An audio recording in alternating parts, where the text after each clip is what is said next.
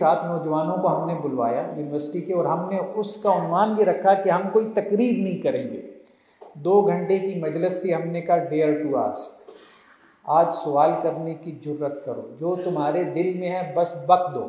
مطلب ہے نا شکوک و شبہات ہے نا، تم کہتے ہو کوئی سنتا نہیں ہے، ٹھیک ہے، ہمارے دل میں بڑے بڑے سوالات ہیں، مولویوں کے پاس جوابات نہیں ہیں، یہ ہمیں کفر کے فتوے لگا لگا کے دبانا چاہتے ہیں، تو آج بولو۔ اور پھر لوگ بولے بھی، لوگوں نے، تو یہ اسلام کا مزاج یہ نہیں ہے۔ رسول اللہ صلی اللہ علیہ وسلم ہر سوال کو انٹرٹین کرتے تھے، یہاں تک کہ صحابہ آ کے کہتے کہ ہمیں اللہ کے بارے میں ایسے ایسے خیالات آتے ہیں، تو اللہ کے رسول نے یہ تو نہیں کہا کہ کفر کرتے ہیں، بلکہ کہا یہ تو عین ایمان ہے، یہ تو ایمان کی علامت ہے ایسے وسوسوں کا آنا۔ مطلب رسول اللہ صلی اللہ علیہ وسلم کو دیکھیں کہ کس طرح سے انسانی نفسیات کو سمجھ کے وہ جس کو وہ کفر سمجھ رہا تھا اس کو عین ایمان بنا دیا، تو اب وہ بالکل انسان اس سے ٹھنڈا ہو جاتا ہے۔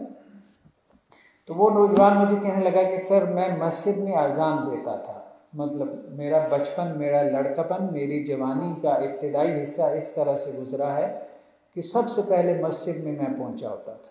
اب جب سے میں یونیورسٹی میں آیا ہوں، وہ یونیورسٹی میں بی ایس کر رہا تھا سائنسز میں، تو اب خدا کے بارے میں مجھے مطلب پریشان ہو گیا ہوں، مجھے نہیں لگتا کہ یہ جو مذہبی لوگ کہتے ہیں کہ خدا ہے تو یہ کوئی ہے۔ تو میں نے کہا یہ خیالات کہاں سے تم نے لے لیے؟ مطلب تمہارا کوئی سورس تو ہوگا نا، کیا تم نے؟ اب دیکھیں ہمارے بچے اس وقت سوشل میڈیا پہ بیٹھے ہیں، یوٹیوب پہ بیٹھے ہیں، فیس بک پہ بیٹھے ہیں، ٹویٹر پہ بیٹھے ہیں، وہاں دنیا جہاں کے افکار اور نظریات ہیں، تو وہاں ایک لائبریری نہیں ہے، بلکہ آپ کہہ سکتے ہیں کہ ایک افکار کا جنگل ہے۔ اب اس بچے نے بھی وہاں سے کچھ ویڈیوز دیکھ لی ایسے لوگوں کی جو ایتھیسٹ تھے، اور جنہوں نے جو ہے وہ سائنسی انداز میں ایتھیزم کو بیان کیا ہوا تھا، وہ اس سے متاثر ہو گیا۔ خیر بہرحال میں نے اس کو کچھ گائیڈ کیا۔ تو کہنے کا مقصد یہ ہے کہ ایتھیزم یا دہریت یا خدا کا انکار یہ امت مسلمہ کے چیلنجز میں سے ایک بڑا چیلنج ہے۔ ہم عقائد کی کتابیں پڑھاتے ہیں درس نظامی میں، تو میں بھی ایک مدرسے میں پڑھاتا ہوں، لیکن میں اکثر اپنے اسٹوڈنٹ سے یہی کہتا ہوں کہ اس وقت عقیدے کی ایک ایسی کتاب کی اشد ضرورت ہے کہ جو آج کے جو فرق ہیں، جو آج کے جو نظریات ہیں، ان کے رد میں ایک ویسا متن بن جائے جیسے امام طحاوی کا متن تھا، ٹھیک ہے۔ اب عقیدہ طحاویہ کے اندر کیا ہے؟ معتزلہ کا رد ہے، جہمیہ کا رد ہے، روافض کا رد ہے، باطنیت کا رد ہے، مطلب ایسے فرقے جو آج ہمیں زیادہ تر کتابوں میں ملتے ہیں، ان کو کوئی جاننے والا نہیں ہے۔ قدریہ کون تھے، جبریہ کون تھے؟ آج کل کے مسائل اور ہیں، آج کل کے عقائد کے مسائل، آج کل کے عقائد کے چیلنجز بالکل بدل چکے ہیں۔ تو امام ابن تیمیہ رحمہ اللہ علیہ نے عقیدہ واسطیہ لکھا، وہ اسماء و صفات کے بارے میں تھا۔ آج ہمارے جو نوجوان کا سب سے بڑا مسئلہ ہے وہ اسماء و صفات نہیں ہے، وہ الحاد ہے، ٹھیک ہے نا۔ تو یہ الحاد خاص طور پہ اس کو موضوع بنانا چاہیے، اپنے لیکچرز میں بھی، اپنے درس نظامی کی نصاب میں بھی، اپنے ممبر و محراب سے بھی۔ بچوں کے ذہنوں میں سوال چھپے ہوئے ہیں، ان کے دلوں کے اندر شکوک و شبہات موجود ہیں، ٹھیک ہے۔ ایک مرتبہ میں نے ایک دفعہ فیس بک پہ پوسٹ لکھی تھی، بہت سارے ہمارے دوست ناراض ہو گیا، اس کا عنوان تھا داڑھی والے ملحد، اور اس میں کوئی شک نہیں ہے اب ہماری سوسائٹی میں ایسے لوگ، مطلب وہ پہلے پریکٹسنگ تھے، انہوں نے داڑھی رکھی ہوئی تھی، لیکن آہستہ آہستہ آہستہ آہستہ وہ دوسری طرف چلے گئے، ٹھیک ہے۔ ان کے افکار اور نظریات بالکل اس طرح سے ہو گئے جیسے وہ ملحدین کے سے افکار اور نظریات ہوتے ہیں۔ تو اب پہلے تو ہم مذہبی اور غیر مذہبی آدمی میں داڑھی کے ذریعے سے فرق کرتے تھے نا، ٹوپی اور تسبیح کے ذریعے سے فرق کرتے تھے، اب یہ فرق بھی ختم ہو گیا، اب یہ فرق بھی ختم ہو گیا جب سے یہ الحاد آیا۔ ایک ایتھیسٹ مجھے کہنے لگا کہ میں اللہ کو نہیں مانتا، لیکن اپنے بچوں کو قرآن پڑھوانے کے لیے گھر پہ میں نے قاری صاحب رکھا ہوا ہے۔ میں نے کہا اس کی کیا تک بنتی ہے؟ کہنے لگا بات یہ ہے کہ ہماری سوسائٹی کی سوشل نارمز ہیں، ٹھیک ٹھیک ہے نا، ہماری سوسائٹی کے کچھ رسوم و رواج ہیں. دیکھو میں ایک سوسائٹی کا حصہ ہوں، میں ایک خاندان کا فرد ہوں. میں ظاہری بات ہے کہ یہ سب کام مذہب کی وجہ سے نہیں کر رہا، یہ میں سوسائٹی کی ایک رسم کے طور پہ کر رہا ہوں کہ میرے خاندان میں سب بچوں نے قرآن پڑھا ہے، میرے بچوں کو بھی قرآن پڑھنا چاہیے، تاکہ ان کے کزن یہ تانا نہ دیں کہ ان کا ابا کافر ہے، یہ بھی کافر ہو گئے ہیں. تو میں اعلان کرتا ہوں، نہ میں یہ کہتا ہوں کہ میں خدا کو نہیں مانتا، لیکن اندر سے بات یہی ہے. تو اس سے میں نے کہا کہ بھائی کوئی سچا ملحد کبھی پاکستان میں پیدا ہوا؟ کہنے لگا 2 تھے. اصل میں میری اس سے بحث ہی ہو گئی، کوئی ملحد ایسا بھی ہے جس نے مرنے سے پہلے یہ کہہ گیا ہو کہ میری جنازہ نہیں پڑھانا؟ مطلب یہ کیا بات ہوئی؟ چلو تم نے زندگی تو گزار لی نا ایک عقیدے کے مطابق، ایک نظریے، اب جب مرنے لگے ہو تو پھر کس کا ڈر ہے؟ تو مرتے وقت تو اپنے سچے عقیدے کا اعلان کر جاؤ کہ میرا جنازہ مت پڑھانا، میرے لیے استغفار نہ کرنا. تو وہ کہنے لگا کہ حافظ صاحب ایسے صرف 2 ملحد گزرے ہیں. اس نے پھر نام لیا ان کا، وہ بھی ہمارے یہاں 2 معروف شخصیات ہیں پاکستان کی، کہ جنہوں نے باقاعدہ یہ کہا تھا مرنے سے پہلے کہ ہمارا جنازہ نہ پڑھانا. باقی سب کہتے ہیں. میں نے کہا کیوں کہتے ہیں؟ کہتے ہیں اس لیے کہتے ہیں کہ ان کے والدین ہیں، ان کے بہن بھائی ہیں، ان کی آل اولاد ہے، لوگ کہیں گے کہ جی یہ مویا کافر مر گیا، ٹھیک ہے، تو ان کا دل دکھے گا. تو ہم اپنے جو ہے وہ ریلیٹیوز کی وجہ سے اس سے منع نہیں کرتے، ان کے ساتھ ہماری جو ایک ہمدردی اور یہ وہ. بہرحال انہوں نے اپنی اپنی منطق، اپنی اپنی لاجکس گھڑ رکھی ہیں. کہنے کا مقصد یہ ہے کہ یہ ہماری سوسائٹی کا ایک ناسور ہے،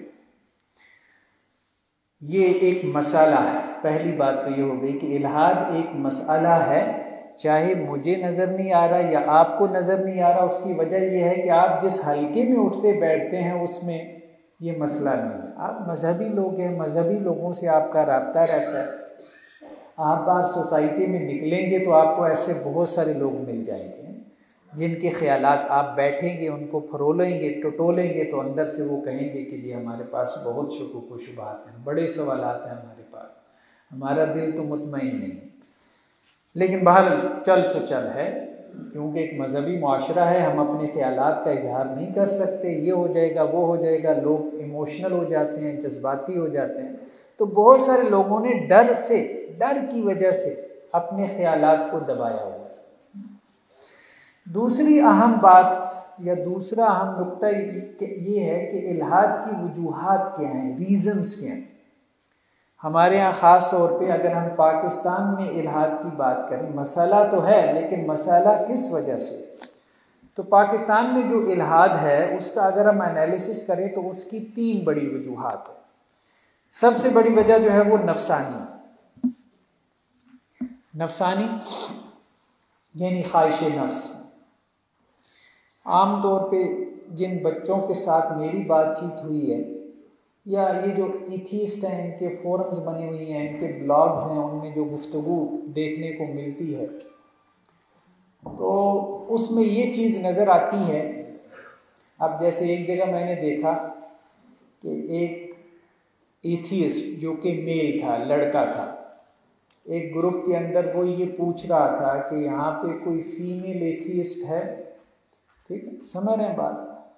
تو وہ جو اس کی جوانی کی ایک خواہش ہے، جب وہ اس خواہش کو پورا کرتا ہے تو اس کا مذہب کا عقیدہ کہتا ہے کہ بھائی قبر میں جا کے فرشتے پوچھیں گے، ٹھیک ہے، اور اس کے اوپر جزا و سزا ہوگی.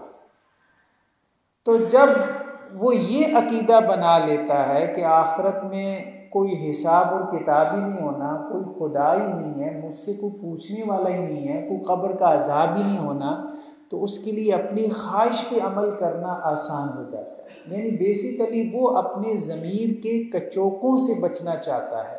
وہ جو اس کا عقیدہ اس کو ڈپریشن میں مبتلا کرتا ہے نا. اب گناہگار آدمی ہمیشہ ڈپریشن میں چلا جائے گا اگر اس کا کوئی عقیدہ ہوگا. کیوں ڈپریشن میں چلا جائے گا؟ میں نے گناہ کیا ہے، اس کی سزا ملے گی، یہ چیز اسے ڈپریشن میں لے جاتی ہے.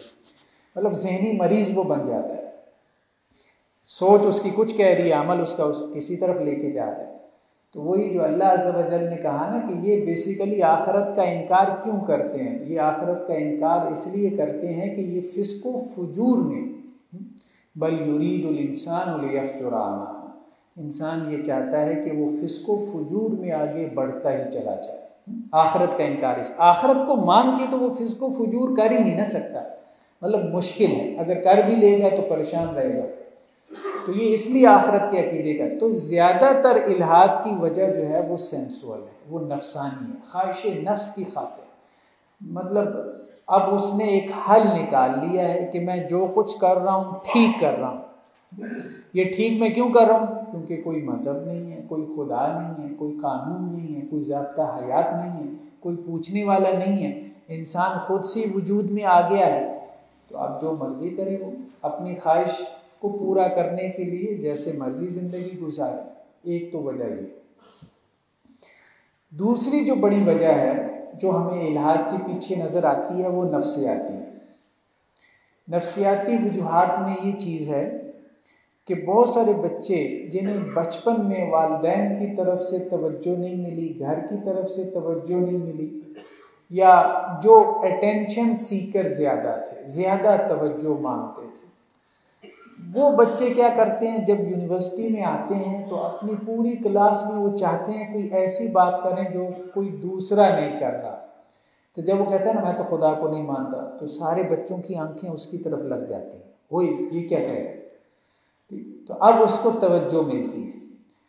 تو دوسری جو بڑی وجہ کیا ہے وہ نفسیاتی ہے۔ بہت سارے بچے جو احساس کمتری میں مبتلا ہوتے ہیں، کسی وجہ سے پیچھے رہ جاتے ہیں، تو وہ توجہ لینے کے لیے ایسی حرکتیں کرتے ہیں، ایسی باتیں کرتے ہیں۔ تیسری وجہ جو ہے وہ الحاد کی علمی ہوتی ہے، اور یہ بہت کم ہے کہ کسی کو علمی مغالطہ لگ گیا ہو، کسی نے کوئی 2-4 صفحے کتابیں زیادہ پڑھ لی ہوں تو اس کو شبہ ہو گیا ہو خدا کے بارے میں، ایسا بہت کم ہے۔ عام طور پہ الحاد کی جو وجہ ہے، عام طور پہ الحاد کی جو ریزن ہے وہ زیادہ تر یا تو نفسانی ہوتی ہے یا پھر ذہنی ہوتی ہے، نفسیاتی ہوتی ہے۔ ہمارے ہاں کے بچے خاص طور پہ جو یونیورسٹی میں آتے ہیں، ان کا کون سا مطلب مینٹل لیول اتنا ہائی ہوتا ہے، ان کی کون سی ذہنی سطح اتنی بلند ہوتی ہے کہ یہ اس الحاد میں مبتلا ہو جائیں کہ یہ کانٹ کے فلسفے کو سمجھتے ہوں، یہ نیتشے کو پڑھ کے جو ہے وہ مولد بن جائیں، ایسا کچھ نہیں۔ تو یہ بیچارے اپنی نفسانی خواہشات کی وجہ سے یا پھر اپنے نفسیاتی مسائل کی وجہ سے، نفسیاتی مسائل میں سے ایک اور بڑی وجہ جو الحاد کی طرف لے آتی ہے وہ آزمائش ہے۔ ہمارے ایک دوست نے ایک کام کیا، ایک سروے کیا، وہ لوگ جو ملحد ہو گئے تھے وہ ان کے پاس گئے، انہوں نے ان کے انٹرویوز ریکارڈ کی اور ان سے پوچھا کہ آپ کیوں ملحد ہوئی، مطلب ریزنز کیا تھے۔ تو جو ریزن جو ہے وہ انٹرویوز میں سامنے ہیں، ان میں سے ایک بڑی ریزن آزمائش بھی تھی۔ مثال کے طور پہ ایک خاتون، جیسے ہمارے یہاں مظفر آباد میں ایک مرتبہ زلزلہ آیا، بہت مطلب بڑی آزمائش تھی، خاندانوں کے خاندان اس میں جو ہے وہ تباہ ہو گئے۔ اب اسی طرح سے ایک خاتون جن کے مطلب خاندان کے جو ریلیٹیوز تھے، جو رشتہ دار تھے، وہ اس زلزلے میں جو ہے جو بھی قریبی رشتہ دار تھے وہ اللہ کے پاس پہنچ گئے۔ اب جو دور پار کے رشتہ دار تھے انہوں نے اس خاتون کو ایبیوز کیا۔ جب ایبیوز کیا تو وہ یہ کہتی تھی کہ جن دنوں میں ایبیوز ہوتی تھی تو میں اللہ کو پکارتی تھی، چیختی تھی، روتی تھی، یا اللہ تو مجھے یہاں سے نکالتا کیوں نہیں، اگر تو ہے تو میری سنتا کیوں نہیں۔ تو آہستہ آہستہ 6 ماہ اسی چیخ و پکار میں گزر گئے، پھر مجھے یہ لگا کہ جیسے خدا ہے، یہاں تک کہ پھر کوئی رحم دل انسان جس کی وجہ سے جس نے اس کو موٹیویٹ کیا وہ وہاں سے بھاگی، اور وہاں سے بھاگ کے پھر کراچی میں گئی، کسی NGO کے ہتھے لگ گئی، اور وہ NGO بہرحال کو مذہبی لوگ تھے، انہوں نے اس کو پروٹیکٹ کیا، تحفظ فراہم کیا، پھر وہ واپس اسلام کی طرف آ گئی۔ تو بعض اوقات ایک آزمائش جو ہے کہ جس میں آپ اللہ کو بہت پکارتے ہیں لیکن وہ آزمائش ٹل نہیں رہی ہوتی، تو انسان کی اندر کی کیفیت کچھ ایسے ہو جاتی ہے، پتہ نہیں خدا ہے کہ نہیں ہے، میری سن رہا ہے کہ نہیں سن رہا، انسان ڈاؤٹس میں چلا جاتا ہے، شکوک و شبہات میں چلا جاتا ہے۔ تو الحاد کی بڑی وجوہات میں سے نفسیاتی وجوہات بھی ہیں، نفسیاتی مسائل ہیں۔ علاج کیا ہے؟ دیکھیں، الحاد ہمارے ہاں، جیسے میں نے کہا کہ ہمارے ہاں جو الحاد ہے، جو پاکستان میں اوورآل بلکہ یورپ امریکہ میں بھی لوگوں کی ذہنی سطح اتنی نہیں ہے، وہ زیادہ تر نفسیاتی مسائل، نفسیاتی الجھنیں، خدا سے شکوہ اور شکایت انسان کو خدا کے انکار تک لے جاتی ہے۔ بعض اوقات جیسے حدیث میں بھی آتا ہے نا، انسان کلمہ کفر کہہ دیتا ہے، ناشکری میں کلمہ کفر کہہ دیتا ہے، تو بس وہی چیز جب بڑھتی ہے حد سے تو انسان اس کی طرف چلا جاتا ہے، انکار خدا کی طرف چلا جاتا ہے۔ تو بہرحال اس کا جو علاج ہے، چونکہ ہمارے ہاں کا زیادہ تر جو الحاد ہے وہ نفسیاتی ہے یا نفسانی ہے، اس کا علاج علمی نہیں۔ اگر کوئی آپ کے پاس بچہ آتا ہے اور کہتا ہے مجھے یہ مسائل ہیں، یہ ہیں، وہ ہیں، وہ بڑی بڑی تھیریز بیان کرتا ہے، یہ میں نے پڑھ لیا، وہ پڑھ لیا، حقیقت میں کچھ بھی نہیں اس نے پڑھا، تو آپ اس کو علمی دلیلیں مت دیں۔ ہمارے ہاں یونیورسٹی کے لیول کا بچہ یا اس سے اوپر بھی آپ چلے جائیں، اس نے کوئی اتنا علم نہیں پڑھا ہوتا کہ وہ اس کو ہضم نہ ہو پائے، بیسیکلی اس کا مسئلہ نفسیاتی ہوتا ہے۔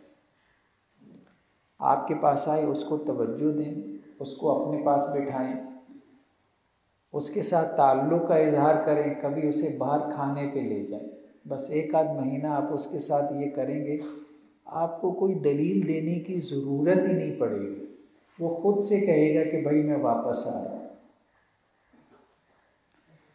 تو عمل جو ہے، عمل، اس چیز کو میں نے نوٹ کیا خاص طور پہ نوجوانوں میں، کیونکہ دیکھیں ہمارے ہاں مذہبی طبقے کے ایٹیچیوڈز کے بھی مسائل ہیں،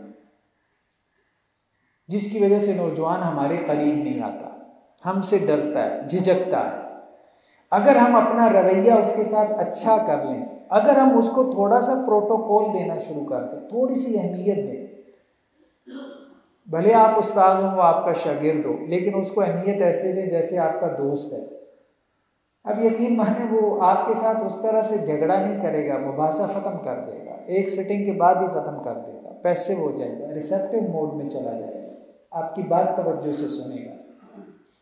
اخلاق کا، کردار کا، رویے کا جتنا اثر ہوتا ہے اتنا عقلی اور منطقی دلیل کا نہیں ہوتا۔ سب سے بڑی دلیل اخلاقی دلیل ہوتی ہے، یہ سمجھنے کی ضرورت ہے، کیونکہ رسول صلی اللہ علیہ وسلم کی بھی سب سے بڑی دلیل اخلاقی دلیل تھی۔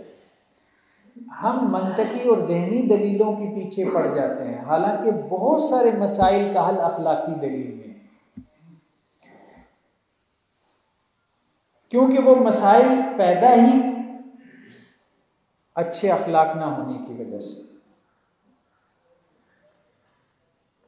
تو یہ مطلب الحاد کے علاج کی اگر ہم بات کریں کہ ہم میں سے اگر کسی نے الحاد کو فوکس کرنا ہے، یا کسی کا کسی ایسے نوجوان سے رابطہ ہو گیا کہ جس میں اس کو جراثیم نظر آتے ہیں، تو بہترین اخلاق کے ساتھ رہی یہ بات کہ خدا کے وجود کی دلیل، خدا کے وجود کی جو دلیل ہے نا، وہ میری نظر میں مذہبی سے زیادہ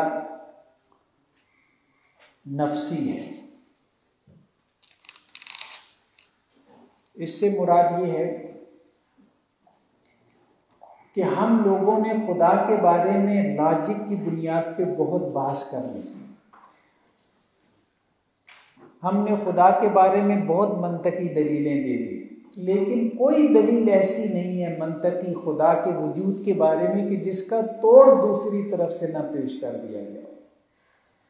اس کی وجہ یہ ہے کہ عقل کو توڑ دیتی ہے۔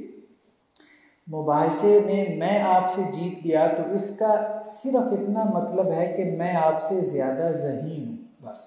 میری آپ کی ڈبیٹ ہوئی نا، اگر میں آپ سے جیت گیا تو مطلب کہ میں آپ سے زیادہ ذہین ہوں، یہ نہیں کہ حق میرے پاس ہے۔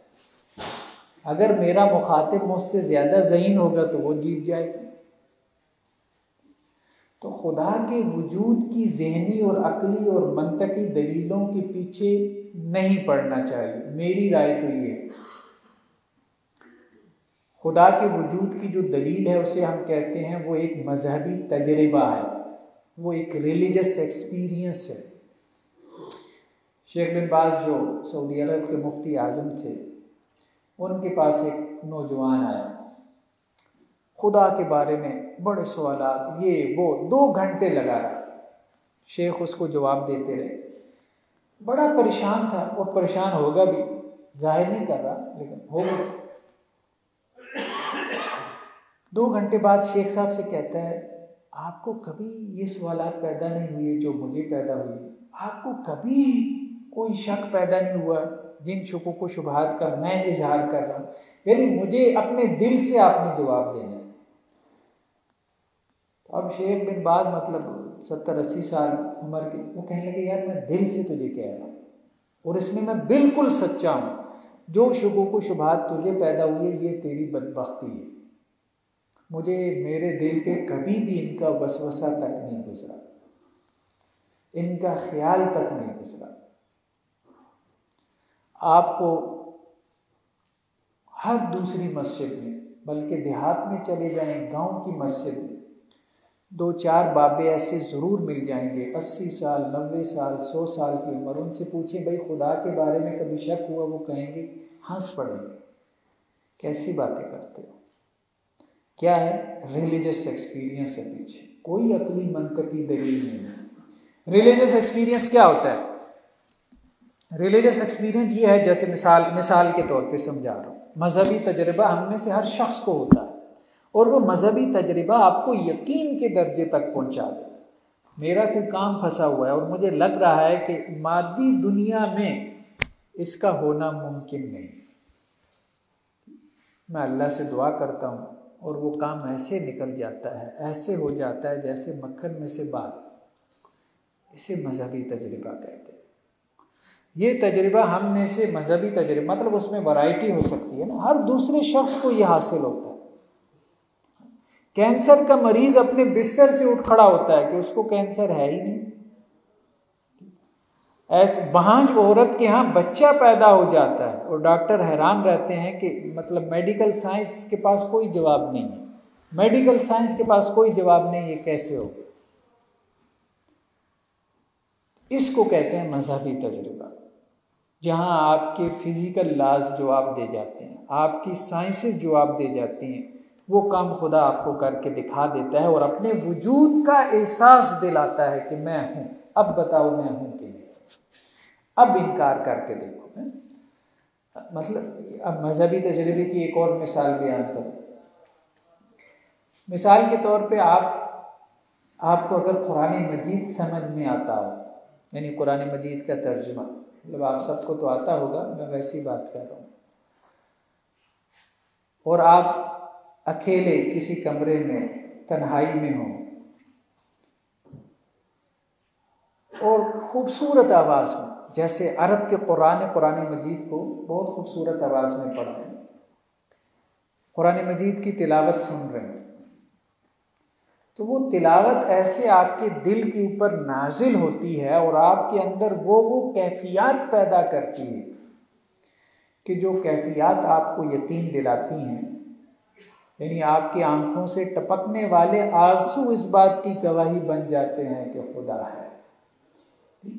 تو خدا بیسیکلی محسوس کرنے کی شے ہے، وہ کوئی ایسا خیال تھوڑا ہے جس کو میرا ذہن اس کا احاطہ کر لے۔ خدا میرے ذہن میں تھوڑا آئے گا، میرا ذہن تو بہت چھوٹا سا ہے۔ ہاں، خدا کو میں محسوس کرنے لگ جاؤں اپنے وجود کے ساتھ، اپنی کیفیات کے ساتھ، اپنے احساسات، اپنی فیلنگز کے ساتھ، یہ مذہبی تجربہ ہے۔ ایمان اسی کا نام ہے نا۔ ایمان کیا ہے؟ ایمان بیسیکلی ایک جذبہ ہے۔ ایمان کوئی خیال، سوچ یا تھاٹ تھوڑا ہے، ایمان تو ایک جذبہ، ٹھیک ہے، ایک فیلنگ ہے، ایک احساس ہے۔ تو یہ کر کے دیکھنے والی بات ہے۔ تو بیسیکلی کہنے کا مقصد یہ ہے، ہم اپنی بات اس کو سمیٹتے ہیں، کہنے کا مقصد یہ ہے کہ اگر واقعتاً میں کسی میں الحاد کے جراثیم ہے تو اس کا بہترین علاج صحبت ہے۔ ایسے لوگوں کی صحبت میں بیٹھے کہ جو ایمان کے نور سے منور ہے، انشاءاللہ سے ان کی صحبت میں بیٹھنے سے ہی وہ خیالات، وہ وساوس کچھ عرصے بعد جاتے رہیں۔